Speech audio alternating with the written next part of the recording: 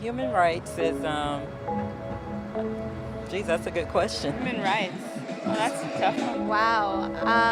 Права человека. I don't even know how to give that a definition. I would probably have to do a little bit of homework or something. Any right that I think any, just as a normal, human, any. The rights that humans have. Oh, that's a very large debate. Mezclar que too mange ting. Tú le puedes preguntar a 20 personas y te van a dar 20 diferentes opiniones. Non saprei, è una domanda complicatissima. Guess we just take them for granted that they're there, but we don't even consider what they are.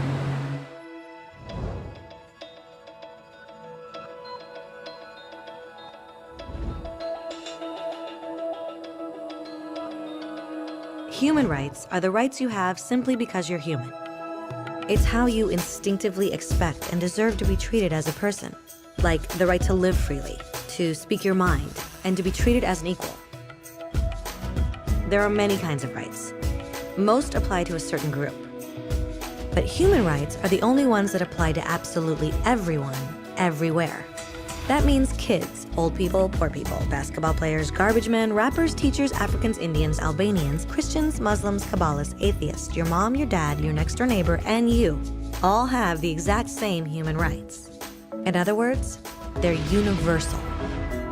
But the question remains, what are they? Name the human rights? What the human rights are? The right to live. Equality between all peoples. Right to religion, the right to...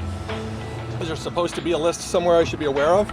According to the United Nations, there are a total of 30 human rights, which are usually lumped together and called simply human rights. They're all listed out in the Universal Declaration of Human Rights, which is the world's most widely accepted document on the subject. But it was a long time in coming. At first, there were no human rights. If you were in with the right crowd, you were safe. If you weren't, well, you weren't. But then a guy named Cyrus the Great decided to change all that. After conquering Babylon, he did something completely revolutionary. He announced that all slaves were free to go. He also said people had the freedom to choose their religion, no matter what crowd they were a part of. They documented his words on a clay tablet known as the Cyrus Cylinder. And just like that, human rights were born. The idea spread quickly to Greece, to India, and eventually to Rome. They noticed that people naturally followed certain laws, even if they weren't told to. They called this natural law, but it kept getting trampled on by those in power. Not until 1,000 years later in England did they finally get a king to agree that no one can overrule the rights of the people, not even a king.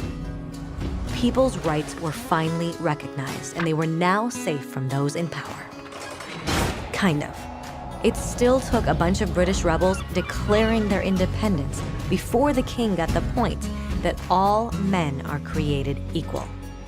Which isn't to say he liked the idea, but he couldn't stop them, and America was born. The French immediately followed with their own revolution for their own rights. Their list was even longer, and they insisted that these rights weren't just made up. They were natural. The Roman concept of natural law had become natural rights. Unfortunately, not everyone was so thrilled. In France, a general named Napoleon decided to overthrow the new French democracy and crown himself emperor of the world. He almost succeeded, but the countries of Europe joined forces and defeated him. Human rights was again a hot topic. They drew up international agreements, broadly granting many rights across Europe. But only across Europe. The rest of the world somehow still didn't qualify. Instead, they got invaded, conquered, and consumed by Europe's massive empires. But then a young lawyer from India decided enough was enough. His name was Mahatma Gandhi, and in the face of violence, he insisted that all people of Earth had rights, not just in Europe. Eventually, even Europeans started to agree. But it wasn't going to be that easy. 2 world wars erupted. Hitler exterminated half the Jewish population of Earth in horrifying Nazi death camps. And all told, 90 million people died. Never had human rights been so terrifyingly close to extinction. and never had the world been more desperate for change. So the countries of Earth banded together and formed the United Nations. Their basic purpose was to reaffirm faith in fundamental human rights, in the dignity and worth of the human person. But what were human rights? Were they the proclamations of Cyrus, the natural laws of Rome, the declarations of France?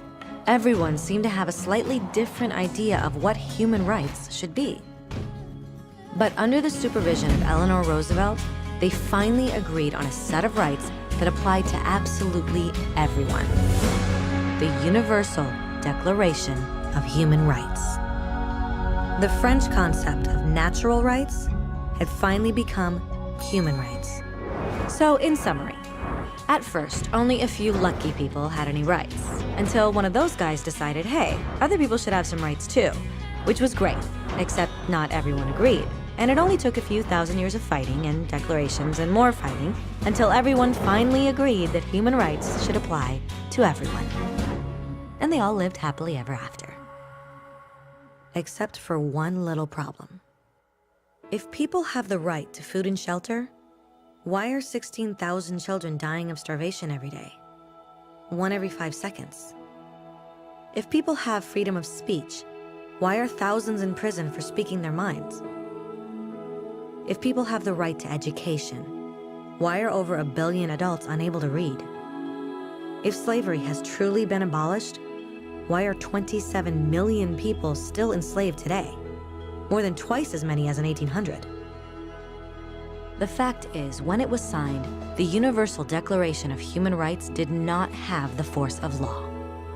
It was optional. And despite many more documents, conventions, treaties, and laws, it's still little more than words on a page. So the question is, who will make those words a reality?